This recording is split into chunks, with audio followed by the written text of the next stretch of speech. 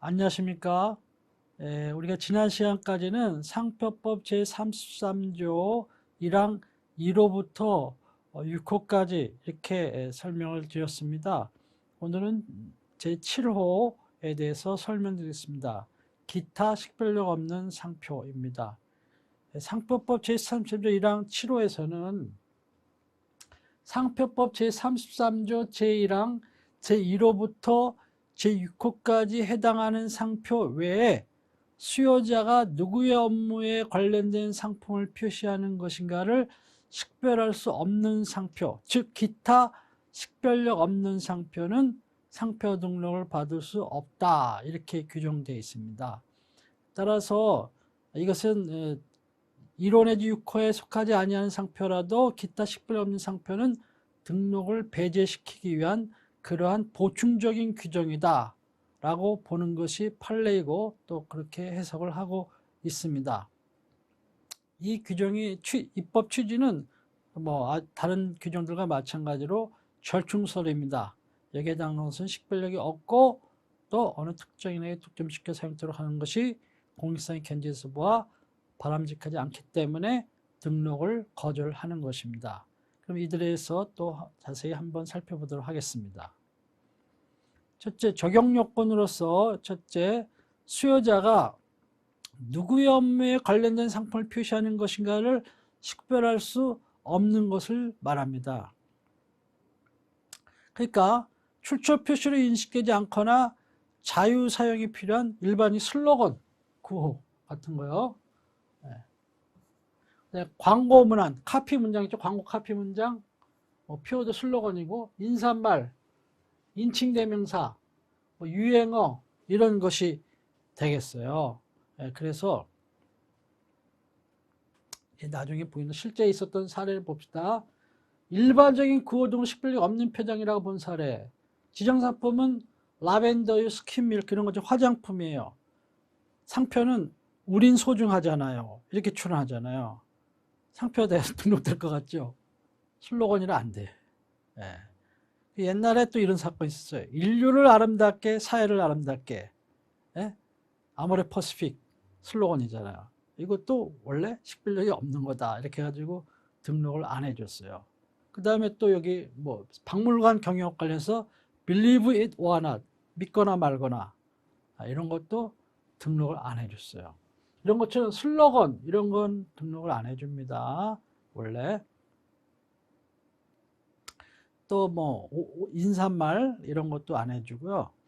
또 인칭대명사 이런 것도 안 해주는데, 예를 들면 이제 그런 게 실제적인 문제되는 사건이 우리은행, 우리 복수명칭 1인칭이잖아요.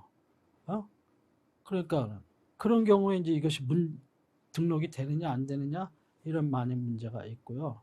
또 유행어 옛날에는 개그 프로그램이 인기가 많아가지고 그 유행어가 많이 나왔는데 그런 걸 또 누가 막 상표 등록하고 막 이런 경우도 많이 있었어요. 요즘에는 그런 유행어 생각하는 것이 쉽지는 않는데 아무튼 유행어 그런 것은 또 이제 식별이 없는 걸로 이렇게 봅니다. 그렇지만 이런 것이라 한다 하더라도 전체적으로 관찰했을 때 일반적으로 흔히 사용되지 않거나 출처 표시로 만약 인식될 수 있다면은 이제 이것은 식별력이 있는 걸로 본다는 거예요. 치료를 적용하지 않고. 그래서 비누인데 위부야. 두산의 위부 같은 위부. 이런 것은 우선 위 이러면 문제가 되겠죠. 인칭대명사인데. 근데 위부 이렇게 돼 있잖아요. 이런 것은 식별력이 있는 걸로 본다. 또 절삭공고인데 이렇게 엔지니어링 유어 컴패티브 엣지 이렇게 돼 있어요. 이런 것은 슬로건처럼 보이지만은 흔히 쓰는 것도 아니고, 그러니까 이것은 식별이 있는 걸로 본다. 이게 판례입니다. 문제로 출제된 사례이기도 하고요. 그 다음에 방송이나 인터넷 등을 통해서 출처 표시로 인식되지 않을 정도로 널리 알려져 일반인들이 유행어처럼 사용하게 된 방송 프로그램 명칭이나 영화, 노래의 제목 이런 것들은 식별력이 없는 걸로 이렇게 봐요. 원칙으로는 그렇습니다. 근데 이제 이것이 사용해서 유명하게 되면 이 방송사라든가 이런 데서는 상표 등록이 되겠죠. 그렇지만 다음에 단기 또는 서기로 연도를 나타내거나 이를 문자로 표시한 것, 이런 것들은 이제 안 돼. 연도 표시로 인식될 수 있는 그러한 표장들은 식별력이 없는 걸로 이렇게 봅니다. 그러면 예를 들면 뭐 2022, 예를 들면 2001 뭐 이런 식으로 한다고 쳐봐. 그러면 이것은 이제 식별력 연도 표시이기 때문에 식별력이 없는 것으로 이렇게 인정이 될 소지가 있어요. 외국의 연호와 연도 표시로 인식될 수 있는 것도 마찬가지예요. 연호를 쓰는 나라들이 있죠. 가까운 일본이라든가 뭐 이런 나라들 연호 표시해가지고 뭐 몇 년 뭐 이런 식으로 하는 이런 것도 식별력이 없는 걸로 본다 하는 것입니다. 그다음에 사람, 동식물, 자연물 또는 문화재를 사진 이런 것을 그대로 프린트 해가지고 인쇄 또 복사 이런 것을 해가지고 나 이거 상표 등록하겠어 이렇게 하는 경우 이런 경우에도 식별력이 없는 걸로 이렇게 보는 게 원칙이고요. 다만 지정상품의 관계를 고려해서 식별력이 인정이 되면은 예외적으로 인정을 해준다는 것입니다. 그러니까 이게 사람 사진 이런 거 보세요. 이런 거 지문 뭐 이런 거 막 그림 서적 복사해놓고 사진 찍어가지고 이렇게 내고 이런 것은 원래 식별력이 없는 걸로 이렇게 보는데 이 사람 사진 이게 아니고 이것을 커리컬처로 해가지고 이렇게 해서 내게 되면 때로는 이게 이제 상표가 될 수 있어요. 예를 들면 털보네 식당인데 털보네 식당 설립자 그분의 캐릭터를 이렇게 커리컬처로 해가지고 턱수를 이렇게 해가지고 이렇게 해서 출원하면 그거는 도용 상표가 되는 거예요. 그냥 그분의 사진, 실제 사진 딱 찍어가지고 이거는 안 된다는 거죠. 근데 한편 상품의 집합, 판매, 뭐 제조 장소나 서비스 제공 장소 이런 의미로 흔히 사용되는 표장 이건 식별력이 없는 걸로 봐요. 다만 이제 다른 구성 요소와 결합해 새로운 식별력이 있는 그런 관념을 형성하거나 식별력이 있다로 인정이 되면은 여기 해당하지 않는 거예요. 대표적인 게 랜드, 뭐 마트, 플라자, 월드, 아울렛, 뭐 뱅크, 뭐 빌리지, 하우스, 시티, 타운, 뭐 파크, 마을, 마당, 촌, 나라 이런 것들은 여기 해당한다 그러고 그렇지만 다른 거 결합을 해. 예를 들면 랜드 이러면은 안 되겠지만 에버랜드 이렇게 되면 식별력이 있는 거잖아요. 결합에 의해서 그런 거는 당연히 이제 식별력이 되죠. 월드도 마찬가지야. 롯데 월드 이러면 되는 거예요. 또 삼성 플라자 이러면 되는 거고요. 또 하나뱅크 이러면은 되는 거예요. 또 뭐 메가시티 뭐 이런 식으로 해가지고 될 수도 있는 것이고 그렇습니다. 그다음에 그래서 장소적 의미로 인식되지 않는 결합 표정의 상표 아트밸리 밸리 그 자체는 그 문제가 되지만은 뭐 아트밸리 이렇게 되면은 이것은 식별력이 있는 걸로 보는 거예요. 연예 공연업 이렇게 해가지고 하면은 그다음에 표장이 지정 상품의 외부 표면이나 원줄에 흔히 사용되는 장식적 무늬나 디자인적 요소로 인식되는 경우 이런 경우에는 식별력이 없는 걸로 봐요. 다만 흔히 사용되는 무늬가 아니거나 디자인적 요소로 인식되지 않는 경우는 식별력이 이제 그런 게 식별력이 있는 걸로 이렇게 봐야 됩니다. 그래서 여기 봅시다. 핸드백에 이제 이런 것이 있는데 요즘에 루이비통이라든가 에르메스라든가 뭐 샤넬이라든가 이런 데 보면은 이제 이런 자기네 쓰는 그 제품 소재 있잖아요. 이런 것도 막 상표로 막 출원을 해. 체크 무늬 막 이렇게 해가지고 뭐 버버리도 조금 더 출원하고 막 이런 식으로. 자, 이랬을 때 이것이 상표로 봐야 되느냐, 식별이 있는 걸로 아니냐 이런 것이 이제 문제가 되는 수가 있습니다. 근데 다만 흔히 사용되는 무늬가 아니라 디자인적 요소로 인식되지 않는 거 이런 경우 이런 상품은 티셔츠 협대인데 이런 상표 이런 것은 흔히 있는 것도 아니고 디자인적인 요소로 인식되지 않잖아요. 이건 저건 도용 상표지 뭐 저게 뭐야 이런 것들은 봐요. 이런 거는 어떻게 봐요? 무슨 흔히 사용되는 그런 무늬라든가 아니면 디자인 직물 디자인 이거 아니야? 기지 이거 그냥 옷감 잘라가지고 이거 상표로 등록해 주세요 이거 아니야? 이런 식으로 생각할 수 있다는 거죠. 그에 따라 경우에 따라 이렇게 판단한다 하는 것입니다. 그 밖에 외관상으로 봐 사회통신사의 식별 인정이 곤란한 경우는 식별이 없는 걸로 보는 거고, 다수인이 현실적으로 사용하고 있어 식별이 인정되지 않은 경우에도 식별이 없는 걸로 보는 것이고, 이렇게 되어 있습니다. 그 다음에 또 기타 그 식별력에 관한 취지로 봤을 때 등록을 거부하는 것이 합리적이다 생각하는 것도 식별력이 없는 걸로 봐요. 그래서 외관상 사회통신사 식별력이 없는 표장의 사례는 이런 거죠. 요즘 인터넷 디지털 문화가 발달하니까 이런 표장들 닷컴이라든가 @이라든가 뭐 이런 거, 뭐 co.kr, go.kr인가 이런 거, 이 자체는 등록이 안 된다는 거예요. 그러나 여기다 뭐 삼성닷컴 이런 식으로 등록이 된다는 거죠. 삼성 co.kr 이런 거는 등록이 된다. 그렇지만 그런 거 없이 그냥 .com, 뭐 .co.kr 이런 것은 안 된다 하는 것입니다. 근데 메뉴표나 설명문이나 서적의 한 면을 그대로 복사해서 출하는 경우, 이런 경우는 참 많지는 않지만 또 황당하게 그런 분도 있어요. 식당 프랜차이즈 하겠다 고 자기 메뉴 쫙 펴 이거 출원하겠다 이러는 경우도 있습니다. 네, 단순한 색채 상표는 원칙적으로는 식별력이 이제 없는 걸로 이렇게 봐요. 그 다음에 다수인이 사용하고 있어 식별력이 없는 표장으로서는 이제 사이버, 네트, 닷컴, 텔, 웹 이런 것처럼 통신 관련 상품에 이런 것들은 이 자체는 등록 안 해주는 거예요. 그렇지만은 뭐 이런 것처럼 무슨 뭐 네이버닷컴 뭐 그런 식으로 하는 것은 등록을 해준다는 것이죠. 이것만으로 된 건 아니니까. 그다음에 정보 관련 상품으로 또 그밖에 뭐 뉴스자 들어가는 거, 데이터 들어가는 거, 그런 것은 이제 한국 데이터 이 등록되겠어요? 한국 현재 지명이고 데이터 이런 것은 정보통신 관련인데 지정 서비스업이 정보 관련이야. 그러면은 안 해준다는 겁니다. 식별이 없는 걸로. 그 금융 관련 상품에도 뭐 캐시, 또 카드, 뭐 패스, 뭐 그런 식이에요. 캐시백 이런 거 어떨까요? 캐시백, 캐시백. 그건 이제 어떤 업종이 어느 거에 따라서 달라져. 캐시를 이거 돌려받을 수 있다는 거야. 그런데 성격의 상품이야? 이러면 이것은 성질 표시죠. 식별이 없는 걸로 갈 수가 있지만은 그렇지 않으면 또 식별력이 있을 수도 있는 겁니다.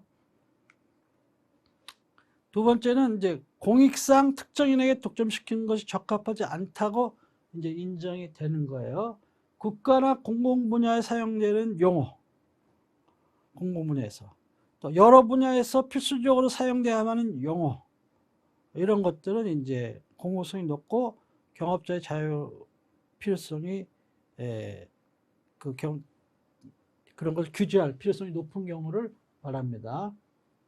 경업자 자유 필요성이 이제 높은 그런 경우, 누구나 쓸 수 있게끔 이렇게 하는 경우, 그런 경우는 이제 식별력이 없는 걸로 이렇게 봐야 된다. 또 다수가 사용하는 종교단체의 명칭, 또 뭐 카톨릭 이런 문자를 출원하겠다 어느 사람이, 그게 되겠습니까? 그 등록해 준다는 건 막 그 사람 외에는 캐톨릭 못 쓴다는 거 아니에요. 그건 안 되지. 그 다음에 또 긴급 전화번호로 인식될 수 있는 그런 숫자, 이런 안내 전화번호, 114, 이거 100단위 이상이네, 연속되는 숫자도 아니네, 식별이 있는 거네, 이렇게 해서 등록을 해줘야겠어요? 안 해줘. 그거 독점 주면 안 되잖아요. 그러니까 이것은 누구에게나 사용할 필요가 있고 공공성이 높고 이런 번호 아닙니까? 그러니까 그런 것은 등록을 안 해준다는 거예요. 그 다음에 의약품의 국제적 비독점 명칭 이런 게 있어요. 이게 뭐냐면은 이제 주로 이제 영어로 International Non-Proprietary Names for Pharmaceutical Substances, INNS 이렇게 이야기를 하는데, 하는 것은 세계보건기구에서 의약품에 사용되는 물질에 대하여 명명하는 방법 등에 관한 표준 명칭을 정하고 이를 인류 공공의 재산으로서 누구나 통일적으로 사용할 수 있도록 하기 위하여 회원국을 하여금 국제적으로 독점을 허용하지 않도록 권장하고 있는 명칭이에요. 멤버 칸트리, 우리나라도 여기 멤버죠. 국제적으로 독점을 허용하지 않도록 권장하고 있는 명칭이에요. 의약품 명칭, 표준 명칭을 딱 정해가지고. 그래서 이런 것은 이제 독점을 주지 말자, 어느 제약회사라든가 누구에게 독점 주지 말자, 또 누구나 쓸 수 있게끔 하자. 예. 이렇게 해가지고 이것이 정해진 상표면 그런 경우에는 식별력이 없는 걸로, 기타 식별력이 없는 표장으로 이렇게 본다 하는 것입니다. 근데 여기에 플러스 다른 식별력이 있는 경우를 있다. 이럴 경우에는 또 이제 여기 해당하지 않는데, 예를 들면은 예를 들어서 무슨 코로나 관련해 가지고 예를 들면 그 명칭을 무슨 뭐라고 했다고 쳐봐요. 예를 들면은 XXX라고 이런 명칭을 줬다고 쳐봐요. 그럼 이거는 INNS에 해당하는 그런 명칭이야. 독점할 수가 없어. 근데 여기다가 출원을 이렇게 파이자라고 그러고 XXX 이렇게 해가지고 출원한다 그러면은 파이자라는 식별력이 결합된 거 아니에요. 그럼 이 자체는 등록을 해준다 하는 것입니다. 그러나 XXX 이것만 출원한다. 그러면 그거는 안 해준다는 것입니다. 예, 이렇게 되어 있어요. 그래서 판단 기준은 7호에 해당하는지 아닌지는 또 마찬가지로 등록 여부 결정시를 기준으로 하고 수요자 인식을 기준으로 하고 이렇게 됐습니다. 그래서 그 지정 상표 가지고 있는 관념, 그다음에 여기는 뭐예요? 지정 상품과의 관계를 고려하게 돼 있죠. 그러니까 1호, 2호, 3호, 7호는 지정 상품과의 관계를 고려하는 게 원칙이고, 그다음에 4호, 6호는 지정 상품과 상관없이 의미에 관계없이 거기에 해당하면 적용한다. 이렇게 되는 것입니다. 예, 그리고 거래사의 실정 이런 것을 감안했을 때 이 조항에 든 취지를 생각하는 거예요. 식별력 인정이 곤란하거나 독점시키는 것이 타당하지 않다 생각하면은 이것은 이제 치료에 해당한다. 이렇게 식별력 없는 걸로 본다는 것이고, 다른 수요자를 기만할 여가 있냐 없느냐 이런 것은 여기서는 안 따져. 그럼 그 다음 단계 34조에 가서 따지는 거지. 일단 33조는 통과하는 거예요. 그러니까 수요자 기만의 염려가 있는 것까지 따져가지고 식별력이 있냐 없냐 이렇게 판단해서는 안 된다는 거예요. 예. 그 다음에 이 국제적 비독점 명칭 이런 것이 출원된 표장이 품질의 오인을 유발할 경우, 파이자 XXX 이렇게 출원했는데 지정 상품이 1, 코로나 이걸 처치하게 한 무슨 백신 이렇게까지만 하면 좋은데 이 해가지고 소화제 이렇게 봐. 그럼 이 소화제 상품과 관련해서는 뭐야? 품질 오인을 가져올 수 있는 거 아닙니까? 예, 그렇게 해가지고 이런 경우에는 이제 상표법 3조 1항 제12호 품질 오인 염려가 있는 상표로 해가지고 해당하는 것으로 이렇게 볼 수가 있다 하는 것입니다. 예. 그 다음에 식별력이 없는 표장 간의 결합상표 이런 거예요. 원칙으로는 식별력이 없는 거 더하기 플러스 식별력이 없는 거 이렇게 했는데, 그건 전체적인 관찰을 한다 그랬죠. 따로 나누지 않고. 그래서 전체적으로 더하기 플러스 더하기 전체적으로 봤는데 전체적 관찰에 갈 때도 식별력이 없어. 그럼 식별력이 없는 거야. 근데 결합에 의해서 새로운 관념을 형성하는 경우가 있을 수 있다 그랬죠. 예. 우리 먼저 설명한 무슨 카디오텍이라든가 서울대학교라든가 이런 식으로 하는 경우, 이런 경우 식별력이 있는 걸로 본다는 거예요. 이런 것이고, 그 다음에 결합상표 식별력 유무도 결국은 이제 지정상품과의 관계를 고려를 해가지고 판단한다 하는 것입니다.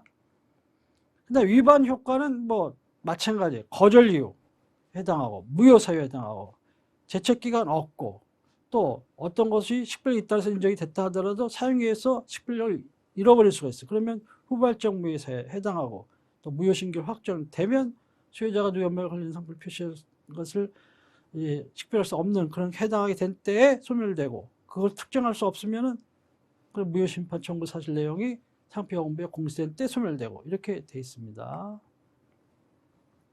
네, 사용에 의한 식별력과의 관계인데, 표장을 사용한 결과 이것이 이제 출원 전에 사용한 결과 수요자 간의 특정인의 상품에 관한 출처 표시 인식하게 된 경우, 유명하게 됐어요. 예를 들면 이런 경우에는 이제 특별한 사정이 없는 한 이제 7호에는 해당하지 않는 거죠. 예.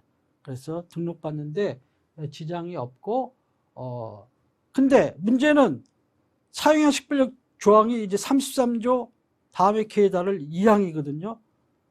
근데 이제 2항에 보면은 4호, 5호, 6호에 해당하는 상표라 하더라도, 아니, 3호, 4호, 5호, 6호에 해당하는 상표라도 이렇게 돼 있어요. 사용자 식별시켰을 때는 등록해준다. 이렇게 돼 있어. 7호가 없잖아, 7호가. 어? 그 7호의 경우에는 그럼 어떻게 되느냐? 라고 하더라도 판례는 그렇다 하더라도 7호의 경우에도 여러 같은 취지니까 이런 것도 달리 볼 게 아니고 사용자 식별 취득하면은 등록을 허용해야 된다. 이렇게 보고 있습니다. 그 다음에 이제 이 사용자 식별 취득 여부에 대한 거 했느냐 안 했느냐 판단 시점도 등록 여부 결정시 7호의 경우도 했느냐 안 했느냐 등록 여부 결정시고 7호의 그 사용자 식별력에 또 취득했느냐 안 했느냐 하는 것 판단 시점도 등록 여부 결정시다 하는 그러한 얘기입니다. 그리고 그러면 이제 사용자 식별력 취득했느냐 하는 것은 원칙적으로 출원이 이제 그걸 내려면 사용자 식별력을 취득한 상표다라고 하려면은 그 사용 실적을 내야 되거든요. 나 이렇게 이런 상표지만 이렇게 사용해서 내 상표는 수요자가 특정 상표로 인식이 되었다라는 것을 이제 이렇게 해야 되는데 갑이라는 사람이 처음에 스타트 사용하기 시작을 했어요. 했는데 그 다음에 어느 시점 가가지고는 을한테 그 권리를 양도를 했어. 영업을 양수하든지 아무튼 양도를 해가지고 또 을이 사용했어. 이렇게 해가지고 사용증을 낼 때 그 출원은 을이 해. 그러면 옛날에 을이 양수받기 전에 그 전에 갑이 사용한 것은 사용증을 낼 수 있느냐 없느냐 이런 게 문제가 될 수 있겠죠. 그래 그 권리를 다 승계하는 거기 때문에 그것도 낼 수가 있어서 그런 자료까지 다 포함해가지고 사용 식별력 취득해지 여부를 판단할 수 있다 하는 것이 판례입니다. 그렇게 할 수 있다 하는 것이. 그래서 관련 사례를 보면은 기타 식별력 없는 표장이다, 상표다 이렇게 인정한 것은 전화통신업, 정보통신업인데 상표는 코란이야, 코란. 근데 CO 란 이렇게 됐어요. 그러면 CO는 뭐야? 이유는 간단하고 흔히 있는 영문자 두 자라는 거예요. 그러고 란은 흔히 사용하는 랜 이거잖아요. 관용 표장이나 통신 관련해서는. 그러니까 전체적으로 결합해서 새로운 관념이 형성되는 것도 아니야. 에? 코란. 그리고 뭐 랜 통신 이런 거 보세요. 그러면 랜 그거네. 그럼 랜은 별거 아니네. CO 그럼 로마자 두 자네. 그럼 식별력 없는 걸로 이렇게 보는 거예요. 네, 그런 것이고 그 다음에 슈퍼 8. 슈퍼는 품질 표시죠. 그 다음에 8은 이제 숫자 99 이하의 숫자잖아요. 간단하고 흔히 있는 표정이잖아요. 슈퍼 8이 결합돼가지고 새로운 관념을 형성하는 것도 아니잖아요. 그러니까 이것은 전체 기타 식별력 없는 3호에 해당할 수는 없죠. 왜냐하면 만으로 해야 되는데 슈퍼 만으로 된 거 아니죠. 팔자가 붙어 있고 또 그렇다고 6호인 그런 표정을 적용하려니까 또 이거 만으로 된 건 아니죠. 8만으로 된 건 아니잖아요. 그러니까는 3호도 적용 못하고 6호도 적용 못하고 그렇지만 7호는 적용할 수 있다 하는 것입니다. 네, 그런 것이고 그 밖에 이제 우리은행 아까 말씀드렸잖아요. 우리은행 인칭 대명사 이렇게 돼 있잖아요. 또 드링크 인 더 선 과일 주스야. 이거는 슬로건이다 이렇게 보는 거예요. 아니면 광고 카피 문장에 불과하다 이렇게 보는 거야. 네, 가스레인지, 가스오븐레인지, is magic. 동양 매직. 이런 거 참 애매하죠. 이런 것까지 다퉈. 그런데 아무튼 이건 다 판례예요. 또 아까 인류를 아름답게 사회를 아름답게. 또 전 소중하니까요. 또 뭐 이게 웬 떡이냐 이런 유행어처럼 느껴지는 거 이런 것도 건과자. 이게 웬 떡이냐 이런 것은 등록을 안 해줘요. 근데 이거 상표는 재밌으니까 좋은 상표인데 아무튼 등록을 안 해줘. 그 다음에 전자용기기 수리업인데 yes 서비스, yes 서비스 이런 것도 식별력이 없는 걸로 이렇게 봅니다.